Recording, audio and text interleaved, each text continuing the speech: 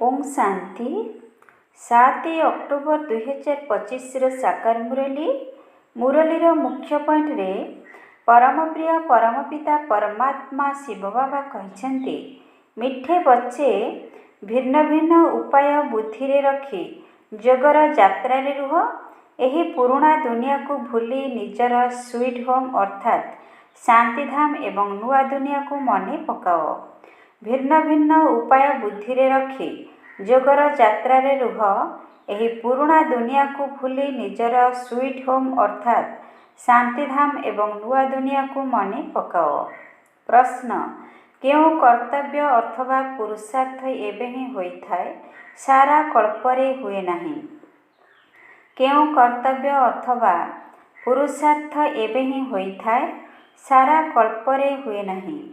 उत्तर जोगर यात्रा रे रही आत्मा को पावन करिवार पुरुषार्थ समग्र विश्व को पतितरु पावन करिवार कार्य सारा कल्परे केवल एही संगम समय रे ही होइथाय। एही कार्यर पुनरावृत्ति प्रतिकल्परे हेउछि। तुमे पिलामाने एही अनादि अविनाशी ड्रामार आश्चर्यजनक रहस्य को भल भाबरे बुझुछ।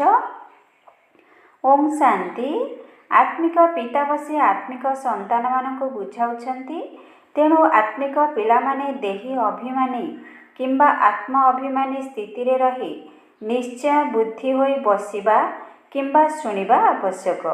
बाबा बुझाउछंती जे आत्मा ही सुनी थाए एही कर्मेंद्रिय माध्यम रे। एही कथा पक्का स्मृति रे रहू। सद्गति एवं दुर्गतिर चक्र संबंधी ज्ञान समस्तक बुद्धि रे रहिबा दरकार। जोथिरे ज्ञान एवं भक्ति सबु आसी जाई थाए। चालिबा बुलिबा बेले मध्य बुद्धि रे एही ज्ञान रहू। ज्ञान एवं भक्ति सुख एवं दुख दिन एवं रात्रिर खेल किपरि चालुछि। आमे 84 जन्मर चक्र रे आसीछु। बाबांकर ए सबु कथा मने अछि। तेणु पिलामानंकु मध्य स्मृति रे रखिबार पुरुषार्थ कराउछंती। एहा द्वारा तुमर विकर्म मध्य विनाश हेउछि एवं तुमे राज्यपद्य मध्य प्राप्त करुछ। जानुछ जे एही पुराणा दुनिया तो एबे समाप्त हेबो।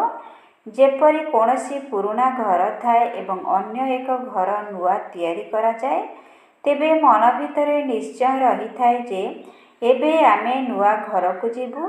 घर तयारी हेबा पई केबे केबे वर्षे 2 वर्ष मध्य लागि जाई थाए। जेपरि नुआ दिल्ली रे सरकारंकर घर इत्यादि तयारी हेले सरकार निश्चिंत चाहिबे जे आमे नुआ दिल्ली को स्थानांतरित होई जीवु। सेहीपरि तुमे पिलामाने मध्य जानुछ जे एहा बेहदर पुराणा दुनिया अटे। एबे नुआ दुनिया को जीवाकु हेबो। सेथिपई बाबा उपाय बताउछंती। एभଳି एभଳି जुक्ति रे बुद्धि को स्मरणर यात्रा रे रखिबाकु हेबो। आमकु एबे घर को जीवाकु हेबो। तेणु सेही स्वीट होम अर्थात शांतिधाम को मने पकाइबाकु हेबो जहा पाई मनुष्य माने आज पर्यंत बहुत प्रयत्न करि आसिछंती। ए कथा मध्य बाबा मिठा मिठा पिलामानंकु बुझाउछंती जे एही दुखधाम एबे शेष हेबो। जदिओ तुमे एठारे रहिछ परंतु एही पुराणा दुनिया तुमको पसंद नहे। आमको पुणी नुआ दुनिया को जीवाकु हेबो। जदिओ आगरू कौनसी चित्र आदि नथिला तथापि तुमे जानिछ जे एबे पुराणा दुनियार अंतिम समय। एबे आमे नुआ दुनिया को जीवु। भक्ति मार्ग रे तो केते ढेर चित्र रहिछि ता तुलना रे तुमर तो बहुत कम चित्र रहिछि। तुमर एहा ज्ञान मार्गर चित्र एवं से सब हेला भक्ति मार्गर चित्र। चित्र आधार रे ही भक्ति करा जाई थाए। तुमर तो एहा वास्तव चित्र अटे। एणु तुमे बुझाई पारिबो जे भूल कौन ठीक कौन। बाबा को कहा जाए नॉलेजफुल अर्थात ज्ञानर भंडार। तुमठारे एही ज्ञान रहिछि। तुमे जानुछ जे आमे सारा कल्परे केते जन्म नेइछु। एही चक्र किपरि घुरुछि। तुमको निरंतर बाबांक स्मृति एवं एही ज्ञान रे रहिबार अछि। बाबा तुमको रचयिता एवं रचनार संपूर्ण ज्ञान देइछंती। तेणु बाबांकर मध्य स्मृति रहुछि। ବାବା ବୁଝାଉଛନ୍ତି ଯେ ମୁଁ ହେଉଛି ତୁମର ପିତା, ଶିକ୍ଷକ, ସଦ୍ଗୁରୁ। ତୁମେ କେବଳ ଏ କଥା ବୁଝାଅ ଯେ ବାବା କହୁଛନ୍ତି ତୁମେ ମୋତେ ପତିତପାବନ, ମୁକ୍ତିଦାତା ଓ ପଥ ପ୍ରଦର୍ଶକ କହୁଛ ନା? ତେବେ କେଉଁ ପଥର ପଥ ପ୍ରଦର୍ଶକ? ଶାନ୍ତିଧାମ ବା ମୁକ୍ତିଧାମର। ବାବା ନିଶ୍ଚିନ୍ତ ଭାବରେ ସେଠାକୁ ନେଇଯିବେ। ପିଲାମାନଙ୍କୁ ପାଠ ପଢ଼ାଇ ସବୁକିଛି ଶିଖାଇ ଗୋଲ ଗୋଲ ସୁନ୍ଦର କରି ଘରକୁ ନିଶ୍ଚିନ୍ତ ନେଇଯିବେ। ବାବାଙ୍କ ବ୍ୟତୀତ କେହି ବି ଘରକୁ ନେଇଯାଇ ପାରିବେ ନାହିଁ। ଯଦିଓ କେହି କେତେ ବି ତତ୍ତ୍ୱଜ୍ଞାନୀ କିମ୍ବା ବ୍ରହ୍ମଜ୍ଞାନୀ ହୋଇଥାନ୍ତୁ, କିନ୍ତୁ ସେମାନେ ଭାବନ୍ତି ଆମେ ବ୍ରହ୍ମରେ ଲୀନ ହୋଇଯିବୁ। କିନ୍ତୁ ତୁମର ବୁଦ୍ଧିରେ ଅଛି ଯେ ଶାନ୍ତିଧାମ ତ ଆମର ଘର। ସେଠାକୁ ଯାଇ ପୁଣି ଆମେ ପ୍ରଥମେ ନୂଆ ଦୁନିଆକୁ ଆସିବୁ। ସେମାନେ ସମସ୍ତେ ପରେ ଆସିବେ। ତୁମେ ଜାଣୁଛ ଯେ ଅନ୍ୟ ଧର୍ମ ସବୁ କିପରି କ୍ରମାନୁସାରେ ଆସୁଛନ୍ତି। ସତ୍ୟଯୁଗ ଏବଂ ତ୍ରେତୟା ଯୁଗରେ କାହାର ରାଜ୍ୟ ଥିଲା? ସେମାନଙ୍କର ଧର୍ମଶାସ୍ତ୍ର କ'ଣ? ସୂର୍ଯ୍ୟବଂଶୀ, ଚନ୍ଦ୍ରବଂଶୀ ମାନଙ୍କର ଶାସ୍ତ୍ର ତ ଗୋଟିଏ, କିନ୍ତୁ ଭକ୍ତି ମାର୍ଗର ଗୀତାଶାସ୍ତ୍ର କିଛି ସତ୍ୟ ନୁହେଁ। ତୁମକୁ ଯେଉଁ ଜ୍ଞାନ ମିଳୁଛି ତାହା ତ ଏହିଠାରେ ହିଁ ଲୋପ ପାଇଯାଉଛି। ସେଠାରେ ଅର୍ଥାତ୍ ସ୍ୱର୍ଗରେ କୌଣସି ଶାସ୍ତ୍ର ଆଦି ନାହିଁ। ଦ୍ୱାପର ଯୁଗରୁ ଯେଉଁ ଧର୍ମ ସବୁ ଆସୁଛି ସେମାନଙ୍କର ଶାସ୍ତ୍ର ପ୍ରଚଳିତ ହୋଇ ଆସୁଛି। ଏବେ ପୁଣି ଗୋଟିଏ ଧର୍ମର ସ୍ଥାପନା ହେଉଛି ତ ବାକି ସବୁ ଧର୍ମ ବିନାଶ ହୋଇଯିବ। କହୁଛନ୍ତି ଏକ ରାଜ୍ୟ, ଏକ ଧର୍ମ, ଏକ ଭାଷା, ଏକ ମତ ହେଉ। ତାହା ତ ଜଣଙ୍କ ଦ୍ୱାରା ହିଁ ସ୍ଥାପନ ହୋଇପାରିବ। ତୁମ ପିଲାମାନଙ୍କ ବୁଦ୍ଧିରେ ସତ୍ୟଯୁଗରୁ ଆରମ୍ଭ କରି କଳିଯୁଗ ଶେଷ ପର୍ଯ୍ୟନ୍ତ ସମ୍ପୂର୍ଣ୍ଣ ଜ୍ଞାନ ରହିଛି। ବାବା କହୁଛନ୍ତି ଏବେ ପାବନ ହେବା ପାଇଁ ତୁମମାନଙ୍କୁ ପୁରୁଷାର୍ଥ କରିବାକୁ ହେବ। ତୁମମାନଙ୍କୁ ପତିତ ହେବା ପାଇଁ ଅଧା କଳ୍ପ ଲାଗିଲା, ବାସ୍ତବରେ ପୂରା କଳ୍ପ କୁହାଯିବ। କାରଣ ଏହି ଯୋଗର ଯାତ୍ରା ତ ତୁମେମାନେ ବର୍ତ୍ତମାନ ହିଁ କରୁଛ। ସେଠାରେ ଏସବୁ ନାହିଁ। ଦେବତାମାନେ ପତିତରୁ ପାବନ ହେବାର ପୁରୁଷାର୍ଥ କରି ନଥାନ୍ତି। ସେମାନେ ପ୍ରଥମେ ରାଜଯୋଗର ଶିକ୍ଷା ଆଧାରରେ ଏହିଠାରେ ହିଁ ପାବନ ହୋଇ ସେଠାକୁ ଯାଇଥାନ୍ତି। ତାହାକୁ କୁହାଯାଏ ସୁଖଧାମ। ତୁମେ ଜାଣୁଛ ଯେ ସାରା କଳ୍ପରେ କେବଳ ଏବେ ହିଁ ଆମେ ଯୋଗର ଯାତ୍ରାର ପୁରୁଷାର୍ଥ କରୁଛୁ। ପୁଣି ଏହି ପୁରୁଷାର୍ଥ ଅଥବା ପତିତ ଦୁନିଆକୁ ପାବନ କରିବା ପାଇଁ ଯେଉଁ କାର୍ଯ୍ୟ ଚାଲୁଛି ତାହା ପୁଣି କଳ୍ପ ପରେ ପୁନରାବୃତ୍ତି ହେବ। ଚକ୍ର ତ ନିଶ୍ଚିନ୍ତ ଲଗାଇବାକୁ ହେବ। ତୁମମାନଙ୍କ ବୁଦ୍ଧିରେ ରହିଛି ଯେ ଏହା ନାଟକ ଅଟେ। ସମସ୍ତ ଆତ୍ମା ଏହି ନାଟକରେ ପାର୍ଟଧାରୀ ଅଟନ୍ତି। ଆତ୍ମା ଭିତରେ ଅବିନାଶୀ ପାର୍ଟ ଭରି ହୋଇ ରହିଛି। ଯେପରି ଦୁନିଆର ଡ୍ରାମା ସବୁ ଚାଲୁଛି, ସେହି ଫିଲ୍ମ ପୁରୁଣା ଘସଡ଼ା ହୋଇଯାଇଥାଏ। ଏହା ମଧ୍ୟ ଆଶ୍ଚର୍ଯ୍ୟ ଅଟେ। କେତେ ଛୋଟ ଆତ୍ମାରେ ସାରା ପାର୍ଟ ଭରି ହୋଇ ରହିଛି। ବାବା ତୁମକୁ କେତେ ଗହନ ଗହନ ସୂକ୍ଷ୍ମ କଥା ସବୁ ବୁଝାଉଛନ୍ତି। ଯଦି କେହି ଶୁଣୁଛନ୍ତି ତେବେ କହୁଛନ୍ତି ଏହା ତ ବଡ଼ ଆଶ୍ଚର୍ଯ୍ୟଜନକ କଥା। ଆତ୍ମା କ'ଣ ତାହା ଆମେ ଏବେ ଜାଣିଲୁ। ଶରୀରକୁ ତ ସମସ୍ତେ ଜାଣିଛନ୍ତି। ଡାକ୍ତରମାନେ ତ ମନୁଷ୍ୟମାନଙ୍କର ହାର୍ଟକୁ ମଧ୍ୟ ବାହାର କରି ପୁନର୍ବାର ରୋପଣ କରିଦେଉଛନ୍ତି। ପରନ୍ତୁ ଆତ୍ମା ବିଷୟରେ କେହି କିଛି ବି ଜାଣିନାହାନ୍ତି। ଆତ୍ମା ପତିତରୁ ପାବନ କିପରି ହେଉଛି ଏ କଥା ମଧ୍ୟ କେହି ଜାଣିନାହାନ୍ତି। ପତିତ ଆତ୍ମା, ପାବନ ଆତ୍ମା, ମହାନ ଆତ୍ମା ବୋଲି କହିଥାନ୍ତି ନା? ସମସ୍ତେ ଡାକୁଛନ୍ତି ମଧ୍ୟ ହେ ପତିତପାବନ, ଆସି ମୋତେ ପାବନ କର। କିନ୍ତୁ ଆତ୍ମା କିପରି ପାବନ ହେବ ସେଥିପାଇଁ ଅବିନାଶୀ ଡାକ୍ତର ଦରକାର। ବାବା ଯିଏକି ପୁନର୍ଜନ୍ମ ରହିତ ଅଟନ୍ତି ତାଙ୍କୁ ହିଁ ଆତ୍ମା ଡାକିଥାଏ। ଆତ୍ମାକୁ ପବିତ୍ର କରିବାର ଔଷଧ ବାବାଙ୍କ ପାଖରେ ହିଁ ଅଛି। ତେଣୁ ତୁମମାନଙ୍କର ଲୋମ ଖୁସିରେ ଟାଙ୍କୁରି ଉଠିବା ଦରକାର। ତୁମମାନଙ୍କୁ ଭଗବାନ ପାଠ ପଢ଼ାଉଛନ୍ତି, ତେଣୁ ନିଶ୍ଚିନ୍ତ ତୁମକୁ ଭଗବାନ ଭଗବତୀ କରିବେ। ଭକ୍ତି ମାର୍ଗରେ ଏହି ଲକ୍ଷ୍ମୀନାରାୟଣଙ୍କୁ ଭଗବାନ ଭଗବତୀ ହିଁ କୁହାଯାଏ। ତେବେ ଯେପରି ରାଜାରାଣୀ ସେହିପରି ପ୍ରଜା ହେବେ ନା? ବାବା ଆମକୁ ନିଜ ସମାନ ପବିତ୍ର ମଧ୍ୟ କରୁଛନ୍ତି। ଜ୍ଞାନର ସାଗର ବି କରୁଛନ୍ତି। ପୁଣି ନିଜଠାରୁ ମଧ୍ୟ ଅଧିକ ବିଶ୍ୱର ମାଲିକ କରୁଛନ୍ତି। ପବିତ୍ର ଅପବିତ୍ରର ସମ୍ପୂର୍ଣ୍ଣ ପାର୍ଟ ତୁମକୁ ବଜାଇବାକୁ ପଡ଼ିଥାଏ। ତୁମେ ଜାଣୁଛ ଯେ ବାବା ଆସିଛନ୍ତି ପୁଣି ଥରେ ଆଦି ସନାତନ ଦେବୀ ଦେବତା ଧର୍ମର ସ୍ଥାପନ କରିବା ପାଇଁ। ଯାହା ପାଇଁ କହିଥାନ୍ତି ଏହି ଧର୍ମ ପ୍ରାୟ ଲୋପ ହୋଇଯାଇଛି। ତାକୁ କଲିକତାର ବରଗଛ ସହିତ ତୁଳନା କରାଯାଇଛି। ଅନେକ ଶାଖା ବାହାରୁଛି କିନ୍ତୁ ତାର ମୂଳ ବିଲକୁଲ ନାହିଁ। ଏଠାରେ ମଧ୍ୟ ଅନେକ ଧର୍ମର ଶାଖା ସବୁ ବାହାରିଛି। ମୁଖ୍ୟ କାଣ୍ଡ ଦେବତା ଧର୍ମ ନାହିଁ, ପ୍ରାୟ ଲୋପ ହୋଇଯାଇଛି। ବାବା କହୁଛନ୍ତି ସେହି ଦେବତା ଧର୍ମ ଅଛି କିନ୍ତୁ ଧର୍ମର ନାମ ପରିବର୍ତ୍ତନ କରିଦେଇଛନ୍ତି। ପବିତ୍ର ନଥିବା କାରଣରୁ ନିଜକୁ ଦେବତା କହିପାରୁନାହାନ୍ତି। ନଥିଲେ ତ ବାବା ଆସି ରଚନା କରିବେ। ଏବେ ତୁମେ ଜାଣୁଛ ଯେ ଆମେ ପବିତ୍ର ଦେବତା ଥିଲୁ, ଏବେ ପତିତ ହୋଇଯାଇଛୁ। ସୃଷ୍ଟିର ପ୍ରତ୍ୟେକ ଜିନିଷ ଏହିପରି ହୋଇଥାଏ। ତୁମମାନଙ୍କୁ ଏ କଥା ଭୁଲିଯିବା ଉଚିତ ନୁହେଁ। ତେବେ ପ୍ରଥମ ଏବଂ ମୁଖ୍ୟ ଲକ୍ଷ୍ୟ ହେଲା ବାବାଙ୍କୁ ମନେ ପକାଇବା, ଯାହାଦ୍ୱାରା ଆତ୍ମା ପବିତ୍ର ହୋଇପାରିବ। ଏହିପରି ସମସ୍ତେ କୁହନ୍ତି ଆମକୁ ପବିତ୍ର କର, ଏପରି କେହି କୁହନ୍ତି ନାହିଁ ଯେ ଆମକୁ ରାଜାରାଣୀ କର। ତେଣୁ ତୁମମାନଙ୍କୁ ବହୁତ ନିଶା ରହିବା ଦରକାର। ତୁମେ ଜାଣୁଛ ଯେ ଆମେ ତ ଭଗବାନଙ୍କର ସନ୍ତାନ, ତେଣୁ ଆମକୁ ନିଶ୍ଚିନ୍ତ ସମ୍ପତ୍ତି ମିଳିବା ଦରକାର। ଆମେ କଳ୍ପ କଳ୍ପ ଏହି ପାଠ କରି ଆସିଛୁ। ଏହିଭଳି ସୃଷ୍ଟିରୂପୀ ବୃକ୍ଷ ବଢ଼ି ବଢ଼ି ଚାଲିବ। ବାବା ମଧ୍ୟ ଚିତ୍ର ଆଧାରରେ ବୁଝାଉଛନ୍ତି ଯେ ଏହା ହେଲା ସଦ୍ଗତିର ଚିତ୍ର। ତୁମେ ମୌଖିକରେ ମଧ୍ୟ ବୁଝାଉଛ, ଚିତ୍ର ଆଧାରରେ ବି ବୁଝାଉଛ। ତୁମର ଏହି ଚିତ୍ରରେ ସୃଷ୍ଟିର ଆଦି ମଧ୍ୟ ଅନ୍ତର ରହସ୍ୟ ଆସିଯାଉଛି। ସେବାଧାରୀ ପିଲାମାନେ ଅନେକଙ୍କୁ ନିଜ ସମାନ କରୁଛନ୍ତି। ନିଜେ ଏହି ପାଠ ପଢ଼ି ଅନ୍ୟକୁ ମଧ୍ୟ ପଢ଼ାଇବା ପାଇଁ ଚେଷ୍ଟା କରିବା ଦରକାର।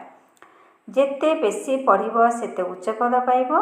ବାବା କହୁଛନ୍ତି ଯେ ମୁଁ ପୁରୁଷାର୍ଥ ତ ସମସ୍ତଙ୍କୁ କରାଉଛି, କିନ୍ତୁ ଭାଗ୍ୟର ଥିଲେ ତ ସମସ୍ତେ ଡ୍ରାମା ଅନୁସାରେ ପୁରୁଷାର୍ଥ କରୁଛନ୍ତି।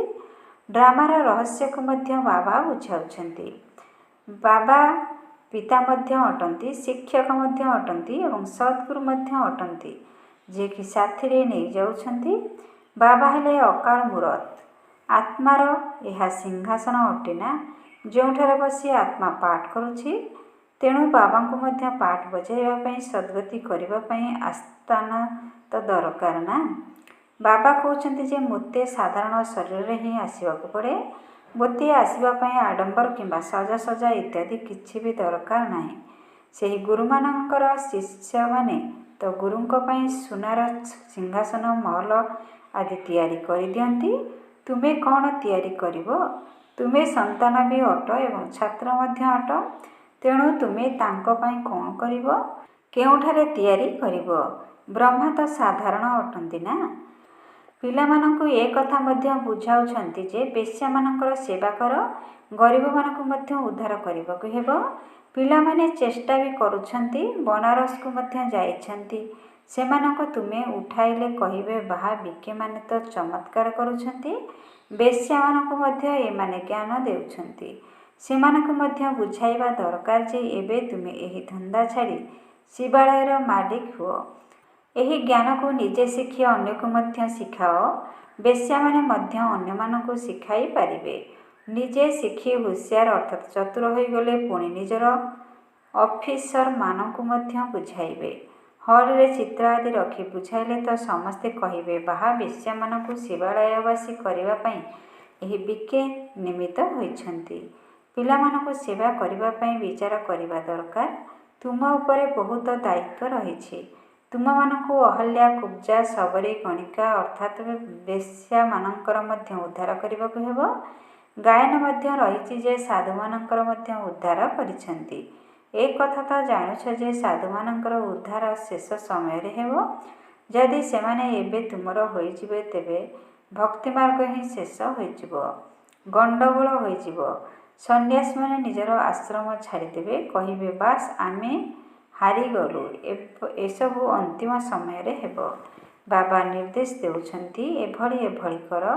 ବାବା ତ ବାହାରକୁ କୁଆଡ଼େ ଯାଇପାରିବେ ନାହିଁ। ବାବା କହିବେ ପିଲାମାନଙ୍କ ଠାରୁ ଯାଇ ଶିଖ। ବୁଝାଇବାର ଯୁକ୍ତି ତ ବାବା ସବୁ ପିଲାମାନଙ୍କୁ ଶିଖାଉଛନ୍ତି। ଏଭଳି କାର୍ଯ୍ୟ କରି ଦେଖାଅ ଯେପରି ମନୁଷ୍ୟମାନଙ୍କ ମୁଖରୁ ବାହା ବାହା ବାହାରିବ। ଗାୟନ ମଧ୍ୟ ରହିଛି ଯେ ଭଗବାନ ଶକ୍ତିମାନଙ୍କୁ ଜ୍ଞାନର ଅସ୍ତ୍ରଶସ୍ତ୍ରରେ ଭରପୁର କରିଥିଲେ। ଏହା ହେଲା ଜ୍ଞାନର ବାଣ। ତୁମେ ଜାଣିଛ ଯେ ଏହି ବାଣ ତୁମକୁ ଏ ଦୁନିଆରୁ ସେ ଦୁନିଆକୁ ନେଇଯାଉଛି। ତେଣୁ ତୁମମାନଙ୍କୁ ବହୁତ ବିଶାଳ ବୁଦ୍ଧି ହେବାକୁ ପଡ଼ିବ। ଯଦି ଗୋଟିଏ ଜାଗାରେ ମଧ୍ୟ ତୁମର ନାମ ବିଖ୍ୟାତ ହୋଇଗଲା, ସରକାରଙ୍କୁ ଜଣା ପଡ଼ିଗଲା, ତେବେ ତୁମର ବହୁତ ପ୍ରଭାବ ପଡ଼ିବ। ଗୋଟିଏ ଜାଗାରୁ କେହି ଯଦି 5-7 ଜଣ ଅଫିସର ବାହାରି ପଡ଼ିଲେ, ତେବେ ସେମାନେ ଖବରକାଗଜରେ ପ୍ରକାଶ କରିବାକୁ ଲାଗିଯିବେ। ସେମାନେ କହିବେ, ଏହି ବିଜ୍ଞମାନେ ବେଶ୍ୟାମାନଙ୍କୁ ମଧ୍ୟ ତାଙ୍କ ଧନ୍ଦା ଛଡ଼ାଇ ଶିବାଳୟର କାର୍ଯ୍ୟ କରୁଛନ୍ତି। ବହୁତ ବାହାବା କରିବେ ଏବଂ ଧନ ସମ୍ପତ୍ତି ମଧ୍ୟ ଆଣି ଅର୍ପଣ କରିଦେବେ। ତୁମେ ଧନ କ'ଣ କରିବ? ତୁମେ ତ ବଡ଼ ବଡ଼ ସେଣ୍ଟର ଇତ୍ୟାଦି ଖୋଲିବ। ଧନ ସାହାଯ୍ୟରେ ଚିତ୍ର ଆଦି ତିଆରି କରାଯାଇଥାଏ। ଏସବୁ ଦେଖି ମନୁଷ୍ୟ ବହୁତ ଆଶ୍ଚର୍ଯ୍ୟ ହେବେ। କହିବେ, ସର୍ବପ୍ରଥମେ ତ ତୁମକୁ ପୁରସ୍କାର ଦେବା ଉଚିତ। ସରକାରୀ ଭବନରେ ମଧ୍ୟ ତୁମର ଚିତ୍ର ରଖିବେ। ଏହା ଉପରେ ବହୁତ ପ୍ରଭାବିତ ହେବେ। ତେବେ ମନରେ ଆଗ୍ରହ ରହିବା ଦରକାର ଯେ ମନୁଷ୍ୟମାନଙ୍କୁ ଦେବତା କିପରି କରିବୁ। ଏ କଥା ମଧ୍ୟ ଜାଣୁଛ ଯେ ଯେଉଁମାନେ କଳ୍ପ ପୂର୍ବେ ଏହି ଜ୍ଞାନ ନେଇଥିଲେ ସେହିମାନେ ହିଁ ନେବେ। ଏତେ ଧନ ସମ୍ପତ୍ତି ଆଦି ସବୁ କିଛି ଛାଡ଼ିଦେବେ, ତାହା ତ ବହୁତ କଷ୍ଟକର କଥା। ବାବା କହୁଛନ୍ତି, ମୋର ନିଜର ଘରବାଡ଼ି ମିତ୍ର ସମ୍ବନ୍ଧୀ ଆଦି କେହି ବି ନାହାନ୍ତି। ମୋର କ'ଣ ବା ମନେ ପଡ଼ିବ? କେବଳ ବାବା ଏବଂ ତୁମ ପିଲାମାନଙ୍କ ବ୍ୟତୀତ ମୋର ଆଉ କିଛି ନାହିଁ। ସବୁକିଛି ଅଦଳ ବଦଳ କରିଦେଇଛି। ବାକି ବୁଦ୍ଧି କେଉଁଆଡ଼େ ଯିବ? ବାବାଙ୍କୁ ଶରୀର ଦେଇଛି ଯେପରି ତୁମେ, ସେହିପରି ମୁଁ ମଧ୍ୟ ପାଠ ପଢ଼ୁଛି। ଶରୀର ବାବାଙ୍କୁ ଭଡ଼ାରେ ଦେଇଛି। ତୁମେ ଜାଣୁଛ ଯେ ଆମେ ପ୍ରଥମେ ସୂର୍ଯ୍ୟବଂଶୀ କୂଳରେ ଆସିବା ପାଇଁ ପୁରୁଷାର୍ଥ କରୁଛୁ। ଏହା ହେଲା ନରରୁ ନାରାୟଣ ହେବାର କଥା। ତୃତୀୟ ନେତ୍ର ଆତ୍ମାକୁ ମିଳୁଛି। ଆମେ ଆତ୍ମା ପାଠ ପଢ଼ି ଜ୍ଞାନ ଶୁଣି ଦେବତା ହେଉଛୁ। ପୁଣି ସେହିଭଳି ରାଜାମାନଙ୍କର ରାଜା ହେବୁ। ଶିବ ବାବା କହୁଛନ୍ତି, ମୁଁ ତୁମକୁ ଡବଲ ମୁକୁଟଧାରୀ କରୁଛି। ଡ୍ରାମା ଅନୁସାରେ କଳ୍ପ